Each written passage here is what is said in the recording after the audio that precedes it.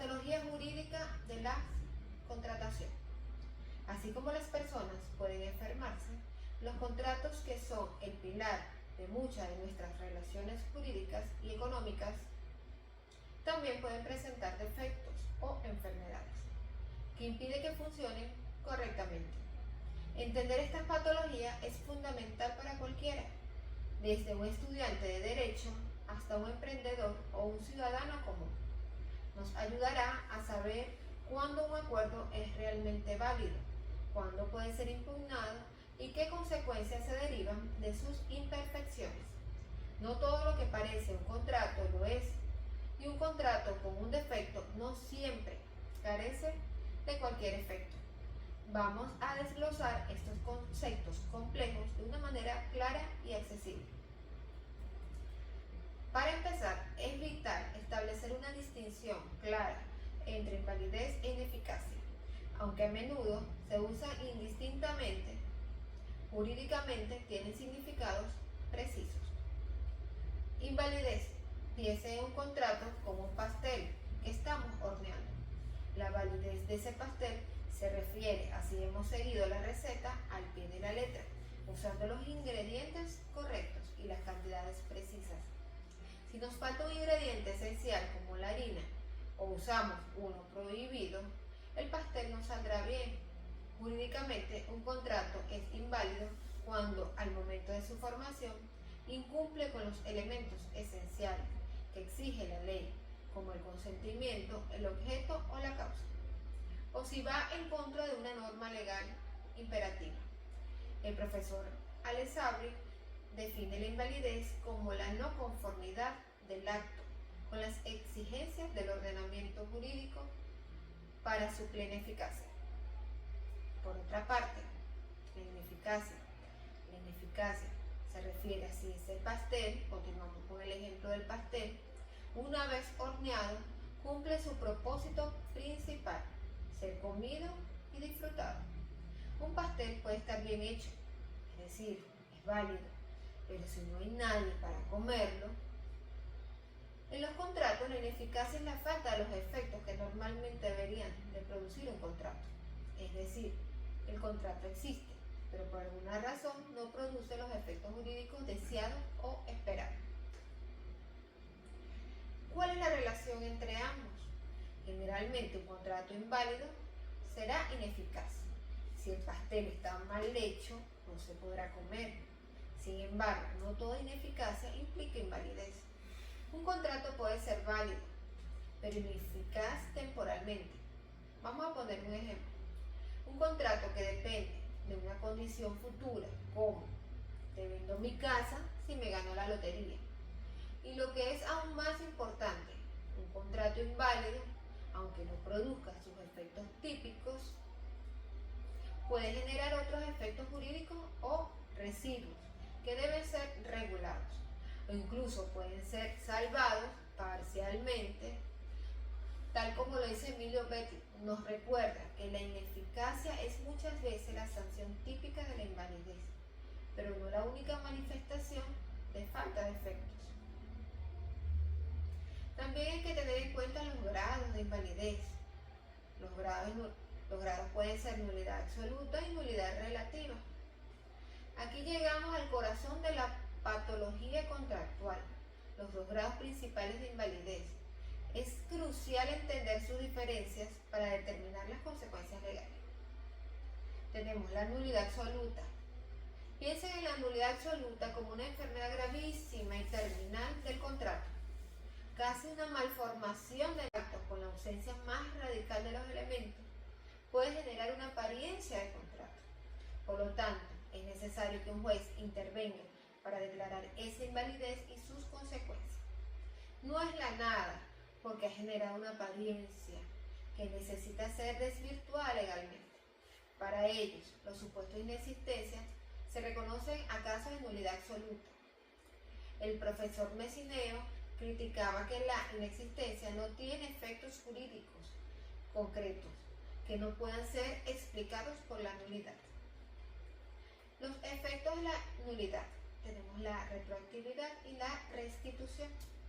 Cuando un juez declara la nulidad de un contrato, sea absoluto o relativo, la consecuencia principal es el efecto retroactivo. Esto significa que el contrato se considera como que si nunca hubiera existido. Restitución de prestaciones.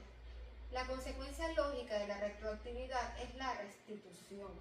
Las partes deben ser devueltas a la situación en la que se encontraba antes de celebrarse el contrato. Si A le vendió un coche a B con un contrato nulo, A debe devolverle el dinero recibido y B debe devolver el coche. Esto busca eliminar todos los efectos que el contrato nulo pudo haber generado.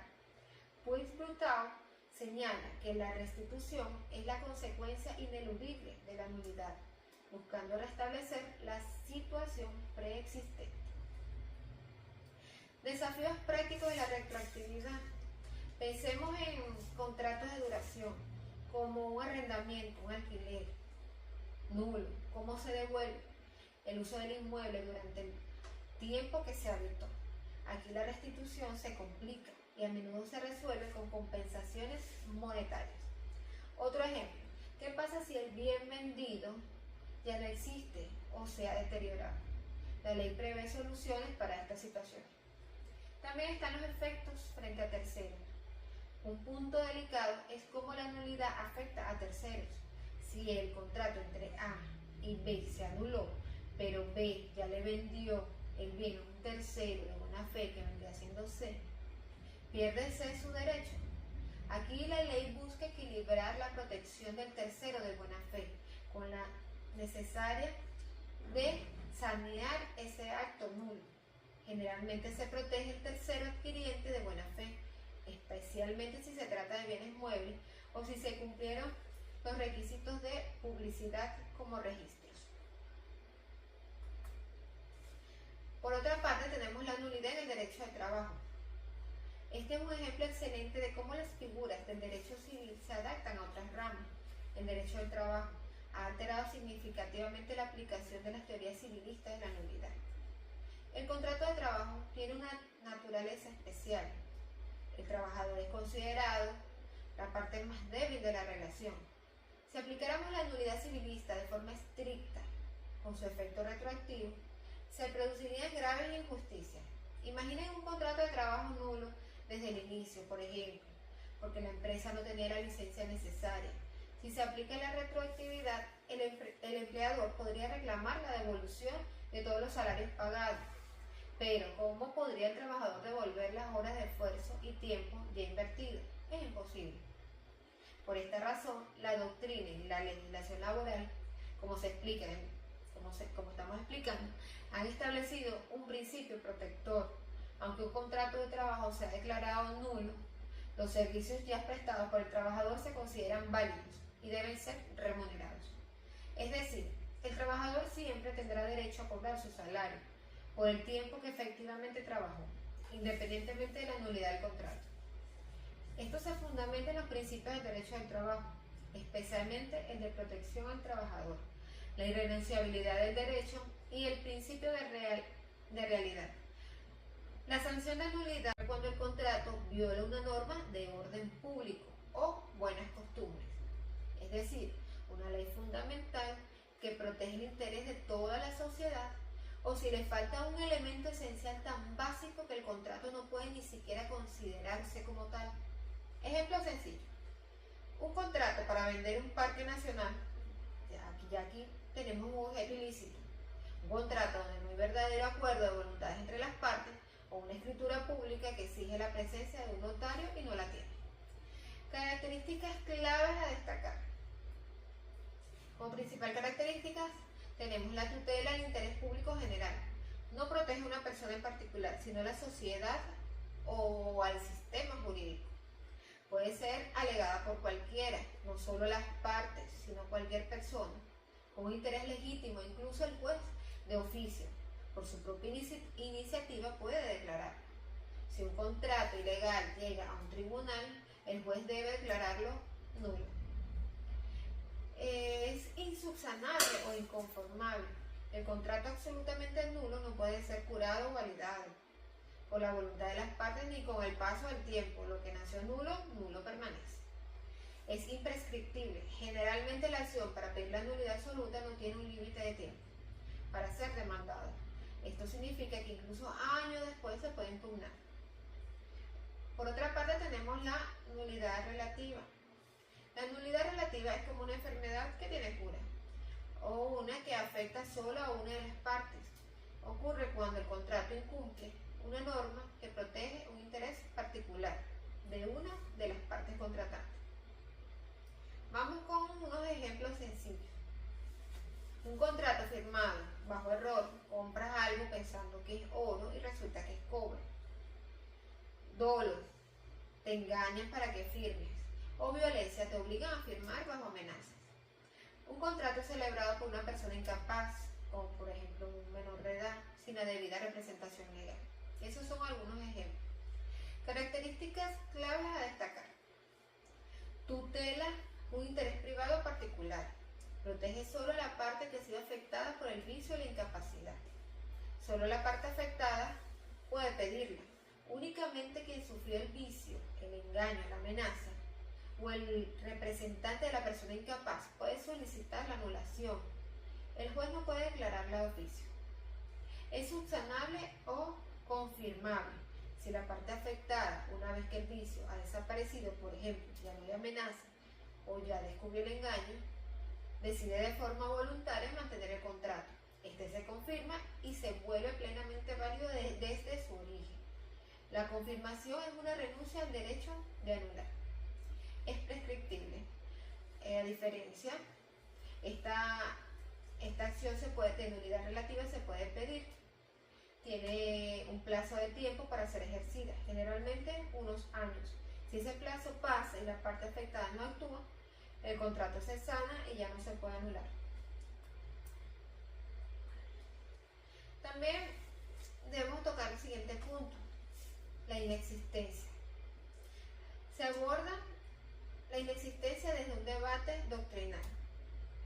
La doctrina clásica, con juristas como Laurel, defendía que existía un grado más allá de la nulidad, la inexistencia. Para ellos, si a un contrato le falta un elemento esencial tan básico que no podía ni siquiera considerarse un acto jurídico, por ejemplo, si no hay consentimiento alguno o si falta el objeto de la venta, ese acto era la nada, jurídicamente inexistente. Si algo es nada, no produce efecto y no necesitaría ni siquiera una declaración judicial para constatarlo. Sin embargo, la doctrina moderna y muchos ordenamientos jurídicos actuales tienden a rechazar la noción de inexistencia como una categoría aparte. Argumentan, se aplica para el futuro, buscando proteger al trabajador y no desamparándolo. Se busca la conservación del negocio jurídico en lo que respecta a los efectos ya producidos en favor del trabajador. En resumen, comprender la patología jurídica de los contratos es entender la salud de nuestras relaciones legales. Hemos distinguido entre invalidez e ineficacia, explorando los grados de nulidad absoluta y relativa, y reflexionando sobre la controversia de la inexistencia. Hemos visto los efectos de la nulidad como la retroactividad y la restitución, y cómo el derecho del trabajo adopta estas reglas para proteger las partes más vulnerables. Conocer esta figura nos permite asegurar la validez de nuestros acuerdos y entender las consecuencias cuando no lo son. Les agradezco una vez más acompañarnos en este espacio, espero haya sido de gran utilidad y de un buen material de apoyo para futuras investigaciones. Hasta luego.